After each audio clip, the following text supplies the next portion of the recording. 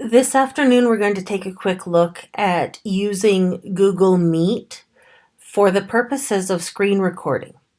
Obviously, Google Meet is a piece of software that's intended for online meetings, and its potential to assist us with delivering course material to our students now that we are under quarantine is extremely powerful. For this first video, though, I'm just going to use it to record my screen, and while that seems a little bit unusual, we have unlimited amount of time that we can record. The quality of the recording is excellent, and we have access to this only for a brief period of time as Google has opened this up at no cost to us. So to access Google Meet, I'm going to go into my Waffle. And of course, in my Waffle, I find all of my Google apps. And this is one of those days when I am so grateful we have gone to Google, because we have every tool we need to seamlessly provide digital education and online learning to our students. So what we're looking for is Meet. You might not have it right at the top of your list, and that's totally okay. Just scroll down a little bit and find it in there. I've just reorganized mine. All you have to do is drag them around, and you can put them in any order that you want. So you'll see there's chat and there's Hangouts. Those are only going to be there for a little bit longer, because what they've done is they've combined those two to form Google Meet. So I'm going to launch Meet so that we can take a look at how it appears on our screens. So when I launch Google Meet, it's going to take me to a screen where I may have some scheduled stuff, and I can join or start a meeting. If you see scheduled stuff down there, don't panic.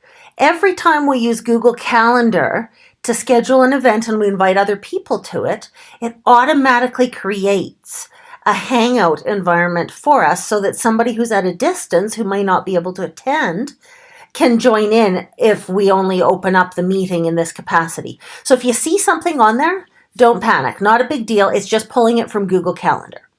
So what I'm going to do is I'm going to join or start a meeting, and you're going to see me appear on screen momentarily. I will be honest, I don't love being on screen, but there are times it's warranted, and allowing my students to see me and see that I'm okay and that everything is fine may be fairly important during this time. So I need to name the session. So I'm going to call it Testing Recording Capabilities. And I'm going to continue. Hangout, and there you go. You get to see me as I'm testing out my bed desk, because I'm scheduled to have surgery this week, assuming everything goes as planned, and I've set up now my bed environment to be able to be online post-surgery to assist the teachers of Chinook's Edge in any way I can. So if we look at my screen, no one else is here. I can join now, and it does give me an option to present, but I don't want to present right now, because if I present, I don't get that If I present, I don't get that recording. Isn't this a good time for all of us? If I click on present, I don't get the option to record that I will get once I'm in. I do have a few options here, some of which is my settings, and that's where I can control my microphone and my video camera. If this was your first time using Meet, you probably had something appear, or you will have something appear up here in the corner that asks you to enable your video camera and enable your microphone. You're going to want to do both of those. You don't have to be on cam all the time. I can turn off my camera so that my kids can't see me, or I can turn my camera on so that kids can see me. Totally up to me, but some of the time it is good for them to be able to see you. So I'm going to join my own little meeting right now. And that brings me in, and here's the screen that's got some info to add other people. So I can add people here, I can add others up here. I've got lots of choices. And you'll note here that if somebody was not able to connect, if their Wi-Fi was not quite good enough, or they're just simply experiencing a bit of an outage, they can dial in and enter the PIN code, and they can listen to everything that's being said. Now, as long as we record our lessons, a student who's experiencing some amount of challenge in getting connected would be able to view it again later. And it's beautiful in terms of instruction, because those kids who struggle with concepts will have the ability to watch your videos as many times as they need in order to really internalize what we're teaching. So I'm just going to close this window. And then I just want to show you down here in the kebab menu in the bottom right-hand corner that we have the choice to record meeting. Now, this is normally a very, very expensive feature. Google has allowed it for educational institutions in light of the quarantine right now. So we're going to use it while we have it because it's an awesome tool, but we're not going to have it forever because it's simply really expensive. So if I want to record the meeting, I'm going to click on Record Meeting, and it states I should ask for consent, but right now it is inconsequential because I am the only one in my meeting, so I can accept this with no concerns for any others because I'm the only one in. So I'm going to accept that, and now I'm in. It's telling me my recording is going to start soon. And once it starts recording, so now I see in the top right corner, I see recording. So I guess I'm double recording now because I'm recording the screencast and now I'm recording the meeting that I'm demonstrating in the screencast. This is getting confusing.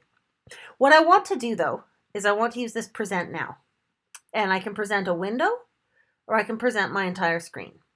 So I'm going to go with my entire screen because why not?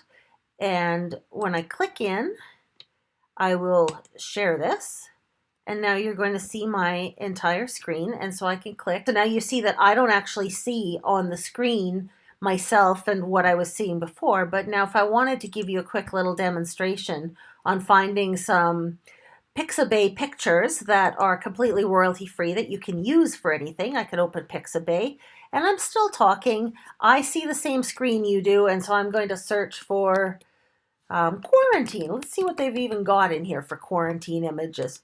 I'll be curious. Anything in here is completely and totally free to use. You do not have to give credit for images used. Pixabay is all completely royalty free and open source. So there, I've taught my little lesson. Now I come back over to meeting and I can hit stop presenting. My screen comes back now to the view. If I had kids in as we were talking, I would see them all over on the right-hand side. And in fact, I can even control that. But for the present moment, Google Meet is a really great way to record some screencasts, and I'm not limited to 5 minutes, and I don't have any watermarks on the screen. So it's a bit of a unique usage of the piece of software, but those of you who've gotten to know me over the past while will know without question that when I find a new piece of software, I always consider what it's intended for, but then I also like to consider what else could we use it for, because sometimes what something was intended for can actually serve us in many ways. So I'm going to stop my recording, which I'm going to come down here to the little kebab menu again, and I'm going to stop recording. So now it's going to save this meeting in my Google Drive. So I stop recording, and when I come over to my Google Drive, if I just scroll down a little wee bit, now I've put an emoji in front of mine, but you'll be looking in your Google Drive for something called Meet Recordings. I'm using this one over Screencastify because Screencastify is a $50 a month fee for what I can right now temporarily do for free through Google Meet. So if I go into this, we'll see that I had a screen recording earlier today, and I've got another one. This one will take a few moments to come in, but it's going to show underneath, and it's going to have a default name that's going to include this little bit of gibberish that's at the top of the meeting. I've already renamed this one from earlier today because if I start to get a stack of recordings in here that have no name of any consequence, I'm just going to get confused. I always have the choice to look back at when it was created. They'll give a date. For right now, it gives a time because it's the same day.